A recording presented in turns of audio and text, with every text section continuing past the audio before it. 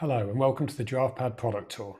In this episode 8, we're going to be having a look at the chat functionality you have in your programs to use for communication with individual learners and also to create a sense of community amongst the cohort of that particular program. So there's two chat functionalities. Each program gives you the optional group chat, and on that group chat, everybody on that program will be added to it, a little bit like a WhatsApp group. You also have an individual chat function with each individual learner on any program that you're running for those confidential questions. So looking at the group chat first of all, when you create a program, so if I click Add Program here to create a program, at the bottom of the screen you have an option you can toggle on saying this program has a group chat. If you toggle that on, as people register into the program, they'll be instantly added to the chat and they can start communicating with anyone in the group that's already registered, including yourselves as the trainers. If you choose to have it toggled off, there'll be no chat functionality and learners will not be able to see anything of each other within that particular program. So if we show you a chat that is already created and up and running, the group chat appears here fairly high up in the program page.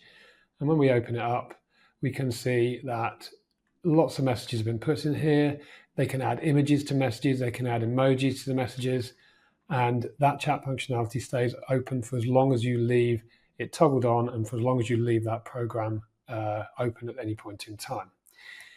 You also have individual chat functionality with each individual learner as well. And so if we toggle down to the list of learners, and we'll choose Daniel here, underneath his profile photo here, you'll see you have the chat functionality.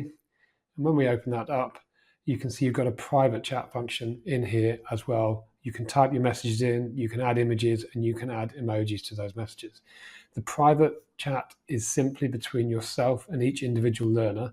There is no private chat between learners at all. So there's a group chat for the cohort and the private chat for individual conversations between yourself and each individual learner. Now, outside the program page, you also have your messages inbox on the side menu here.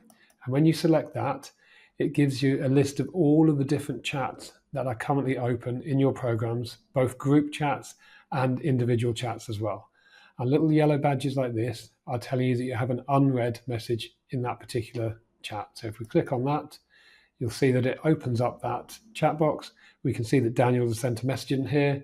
I can move down and also have a look at Daniel's private chat in here, or the different program chat over on this side. And so this is the inbox in which you can keep on top of all of the messages that you've received and sent, both privately and collectively in the group chats. Yellow badges are telling you about unread messages. The way you get notified for unread messages is if you haven't read the message that day, the next morning you'll receive an email advising you that you have unread messages and encouraging you to log in. If you see the messages on the day that they're sent to you and you read them, that notification email will not be sent. So use the group chat to create community amongst your learners, the individual chat for coaching style conversations, confidential questions, any concerns those learners might have. It keeps your communication within your GiraffePad account, saving you having to rely on email or social media. Next up, we're going to be having a look at the learner engagement tools you have within GiraffePad, but it's bye for now.